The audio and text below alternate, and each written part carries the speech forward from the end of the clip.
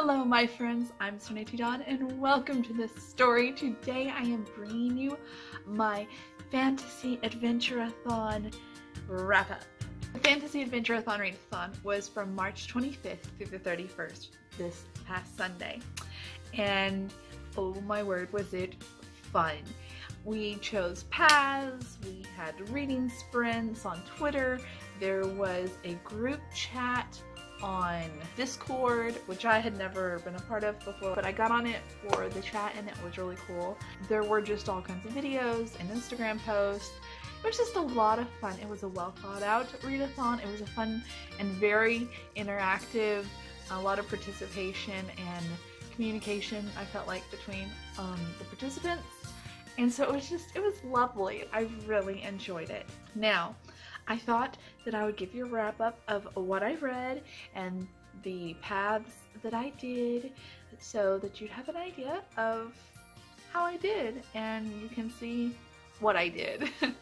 So the first book that I read for the readathon was Lullaby by Amanda Hawking. This is the second book in the Water Song Quartet, and I read it for the 6th prompt on my path, which is Bewitch, to read a book featuring romance. This book was, like I said, it's the second in this series, and so without giving away too much, because I don't like spoilers, and so I don't want to give out any spoilers, but it didn't quite hit that point with me that I was hoping that it would, and I was expecting it to, that I've come to expect from this author, because I've read her trilogy and I've also read Canaan Chronicles, and I really enjoyed both of those series a lot. They were just, oh, I loved the characters, I loved the plot.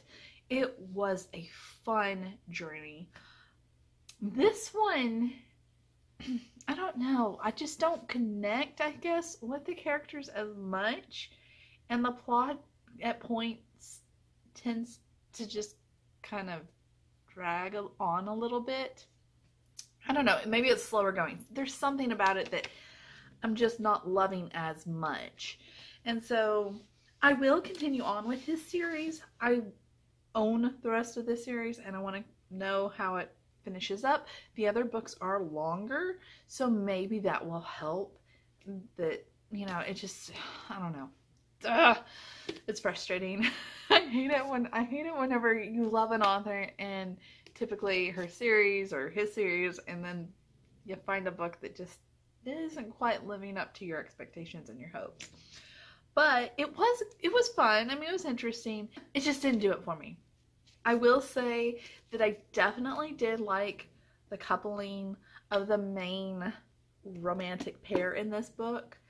I really enjoy those two characters a lot. I am interested to see where it goes after it ended, because honestly I'm not sure where it's headed.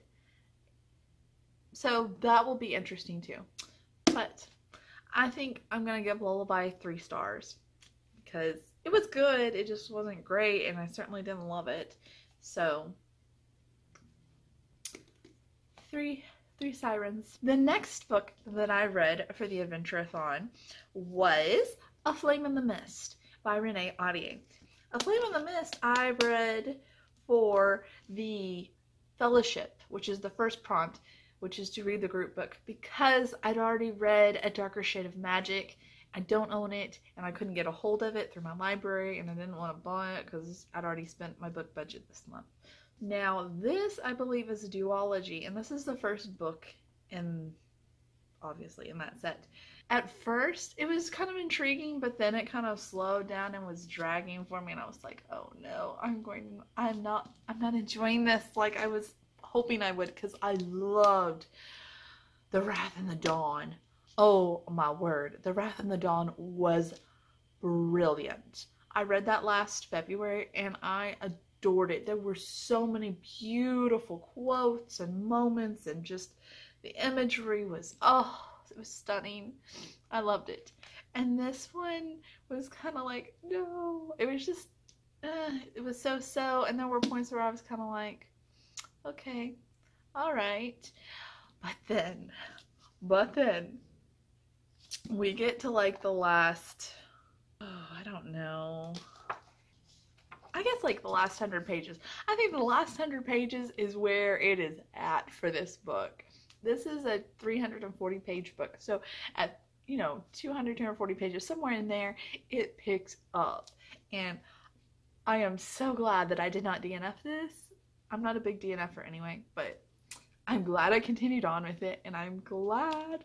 I am so, like, seriously, I ended this book and I wanted the next book in my hands right that moment, because I was just like, like I felt a little bit like on edge and slumpy after this one, because I wanted to continue on with it so badly. And of course the library didn't have it on a digital copy or anything, so I couldn't, nor did they have an audiobook, so I couldn't get it, and I don't own it. Anyway, first world problems. Oi. But I did enjoy it. I will be continuing on with this series because I want to know how this story ends for these characters, because yeah, it ended kind of how I was expecting it to, but at the same time I loved it, and I want to know where she goes with the point that it hit, because that's the drama. That's the tea. That is just oh, that would be so hard. I've got something in my eye. Ouch. Anyway, I enjoyed it. I would recommend it. It's a solid 4, just 4. It did drag for a while, so yeah, but it was fun. The last bit was really fun. So then I felt like I was slumpy. Like, the thought of it, all the other books on my TBR were not interesting me after Flame in the Mist. I wanted to read the next book in that duology so badly. Like, nothing on my TBR sounded interesting to me at all.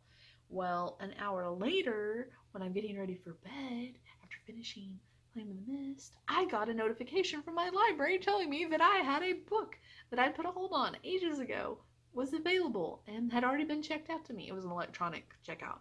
Josh and Hazel's Guide to Not Dating literally popped up, and so I got on there and I downloaded it, and oh my word, I was like, oh, I'll just read a chapter or two and then I'll move on to the rest of my TBR. I read the whole stinking book that day. The whole stinking book. It was so fun. It was so fun and sweet and cute. It was really intriguing. It is not a perfect book. There was like 1 or 2 things. It was kind of like, oh, but it was really good. It was really, the characters, I loved the characters, and I loved the plot. I thought it was very, like, just believable. Like, I could totally see that happening. Basically, it's about this girl named Hazel who in college meets this guy named Josh, has an attraction for him, right off the bat. Terrible first, second, third, fourth impression.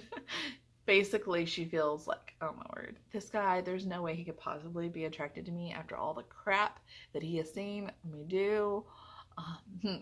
Which, I mean, seriously, yeah, astounding. So anyway, then they go their separate ways. 10 years later, paths cross again, kind of thing. Anyway, they become friends. Things happen, they become better friends and not just acquaintances, kind of thing. It was really cute. It was really fun, and you were rooting for them, and you were rooting for some of these friends, and you were cringing and you were laughing, and there were several points where my heart just kind of hurt for them. And oh my word, the first half of the book was just sweet and mostly innocent. I mean, like, it talks about a thing or two that she did back in college or whatever, but that was it, And so I was like, oh yeah, and it's clean, with the exception of some cuss words here and there. And then there was some steam. And I was like, oh, darn it. But anyway, so there were a couple of those in this book, so do be aware. About halfway through, and then 3/4 of the way and the end, basically. I don't know, somewhere in there.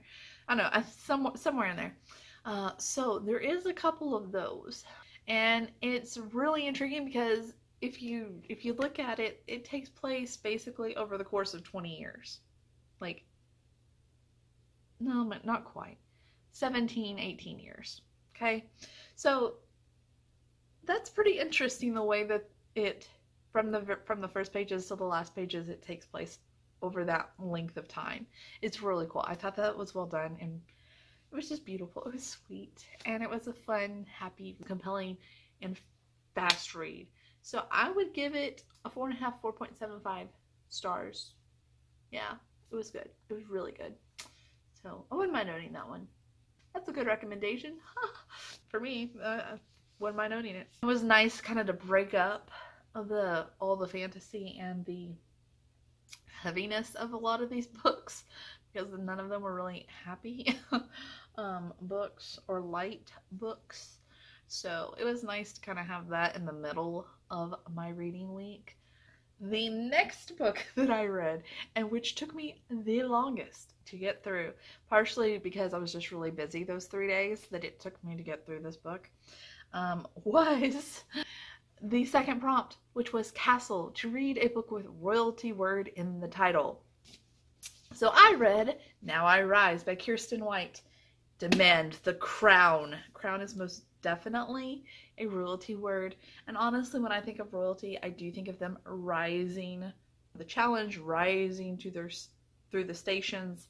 Like, I don't know, this book's title and the tagline really made me think of how very appropriate for Castle. Anyway, this is the second book in the Conqueror trilogy, and parts of me liked this book more, parts of me liked this book less. This trilogy I am not loving as much as I'd hoped to. It is compelling, and the characters are frustrating though. They're so frustrating. Like, why do you keep making these choices, these mistakes? Why will you not communicate? I mean, seriously. Their communication skills stink so badly. Oh, I don't want to give anything. I can't give it. I'm not getting anything away. Okay, y'all? I'm just not going to give it. This is a Vlad the Impaler retelling. It is focusing on the girl. It's a gender bent. It's historical fiction. It is brilliantly done in the historical fiction aspect. I feel like it is so well done. So very well done. And there is a siege that occurs in this book, and I really enjoyed the way that that was done. I thought that was, executed very well. Man. The war aspect of this book was really, really, really good. That's all I'm going to say, because I don't want to give anything away, and I'm afraid that anything that I would say would be spoilery. So, 4. I give 4 foreshadowing bombs to this book. The next book that I read for my path, prompt number 6, to read a short book, and that is Quest. And I read The Tea Dragon Society by Katie O'Neill. This book was so beautifully illustrated. The illustrations are so cute and adorable. I mean, like, seriously, let me go to one of the last pages. Like, it is just so stunning. I love the pictures. The illustrations are just phenomenal. So adorable. I felt like, though, this graphic novel could not decide if it wanted to be lighthearted or to really deal with some of the heavier, like, hard-hitting topics. And so it just kind of walked the fence. And so it just kind of fell a little flat for me. And yes, I know it's only 60 pages. It's a graphic novel. But at the same time, it's 60 pages. You have the ability. I know that she's got the ability. She just needed to have made up her mind where exactly she wanted to hit the mark with the story. I don't know if that's, a unpopular opinion or not, but that's how I felt about it. It was okay. It was a 3. I also read this book for the 7th prompt, Pixies, which was to read a book outside. I read it in its entirety outside. I also read Now I Rise, part of it outside. Stinking long book. Lots of hours. I wasn't reading the whole thing because I did a lot of reading at night, in the middle of the night. The last book that I officially read for my paths was Gloria O'Brien's History of the Future by A.S. King. Now this book I read for the 4th prompt, which was Fable, and that is to read a book about fabulism, or featuring fabulism. And so this, oh my goodness, this book, the first, I don't know, like, what was it, like 70 pages, 80 pages? I don't know, I can't remember. The first good part of this book, I was seriously starting to question if there was any fabulism in this book, because it was a straight contemporary, like with the exception of like 1 or 2 sentences. And so it really had me questioning, like, is it or is it not? Like, it was just a few sentences at most. But holy Toledo, when it hit the fan, it hit the fan. And then you're like, is this character crazy, or is this really happening? Because it was just so beautifully, like, done. I felt like it was a fun adventure. I was super intrigued by what the world was happening to her. Like, it was like, what the frack? This is nuts. Like, I did think it was weird that she thought Bat was God, but, you know, she can be wrong about stuff, and that's okay. It was odd what was happening to her. I can understand her being a little confused, especially because of her upbringing. So whatever. But it was a really intriguing read. It was very compelling. It was very much, there was definitely a lot of difficult topics that it dealt with, and it felt like it dealt with them very well. I will say that there were sometimes that it was just like, oh my goodness, I'm glad that, you know, I'm not having an issue reading this, because I know some people would have an issue with this book, especially if they have a sensitive trigger warning for suicide. If you have a trigger warning for suicide, you do not need to be reading this book, because it is very heavily laced and heavy-handed in this book. There were definitely tones of sexual abuse and misconduct, as well as sex trafficking and slavery. It dealt with some heavy topics. I felt like they were very well done.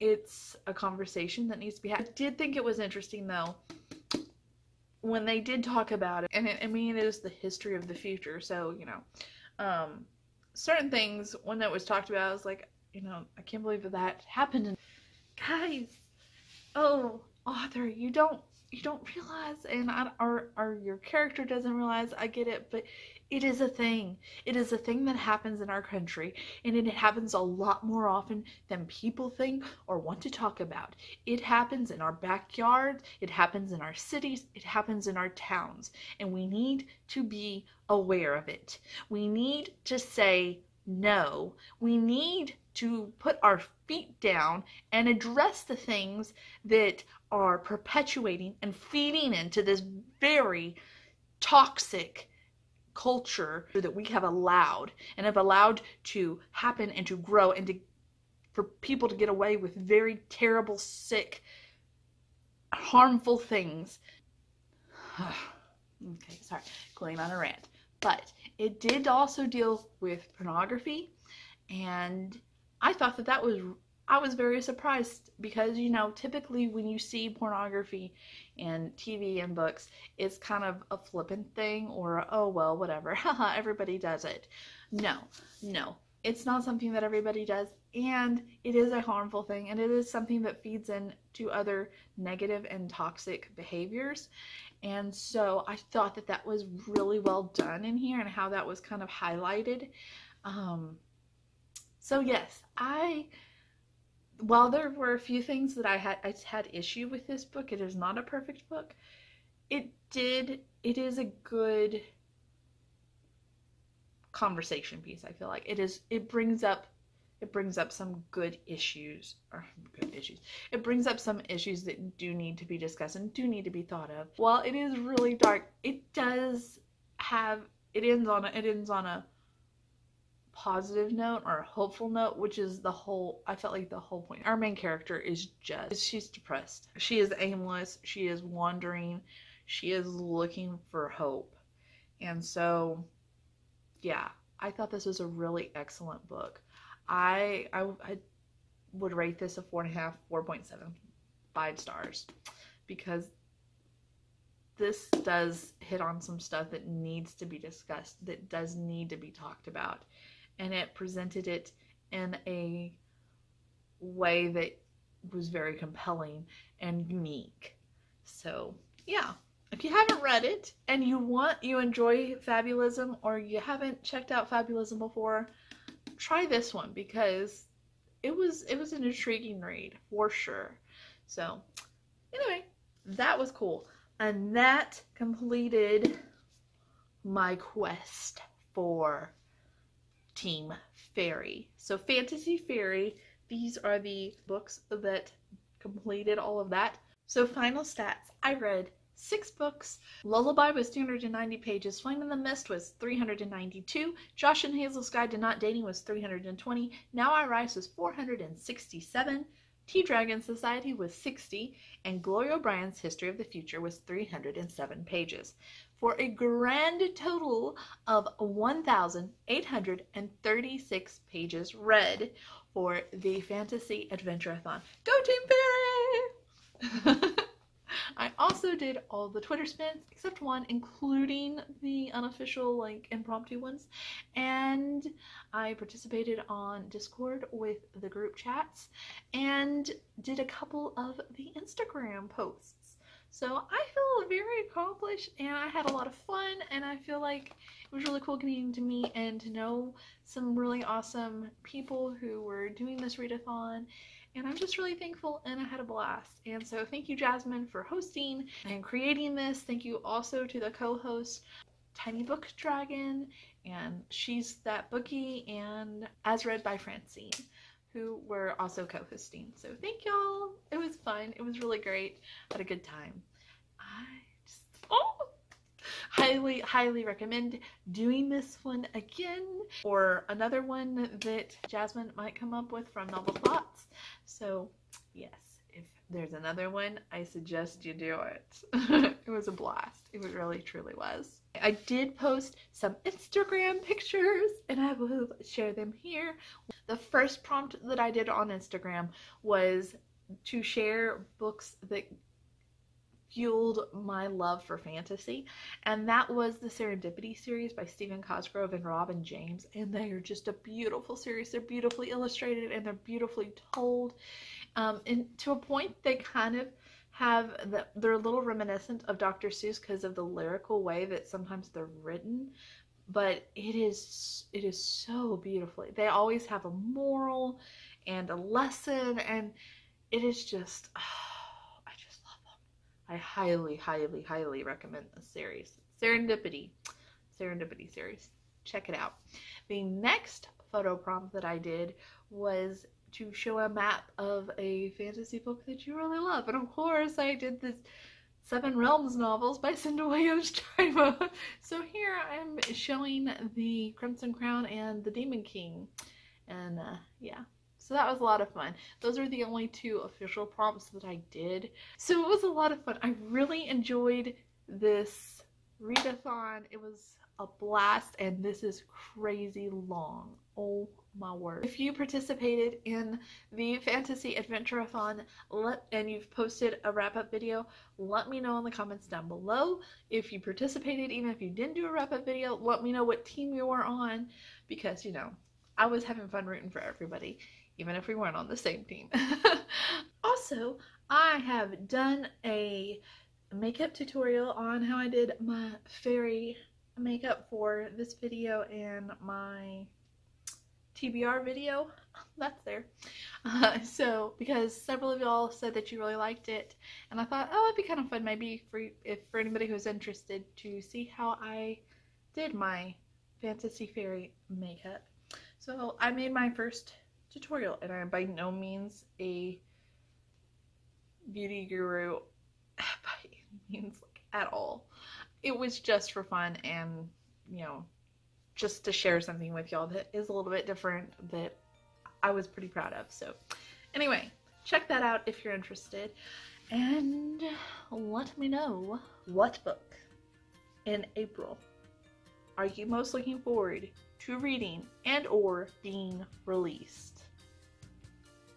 I will tell you, the book that I'm most looking forward to being released this month is Tahira Muffy's Destroy Me. That's not right. Defy Me. Ha! Defy Me by Tahira Muffy. I pre-ordered that thing like 3 months ago. Like, I seriously was excited about it that I ordered it in January. Yo, it's a signed Barnes & Noble edition, by golly. I'm so stinking excited. So stinking excited. I am currently 2/3 of the way through Restore Me. That's what I've been reading today because anticipation for the next one coming out. Anyway, let me know what you're looking forward to reading this month or being released. I appreciate you watching. If you've made it this far, bravo, well done. I'm so proud of you. Thank you. I really do appreciate you watching and supporting me and just coming on this journey. I hope that you have a wonderfully blessed week, and don't forget to enjoy your story. I'll see you later, friend. Thanks. Bye.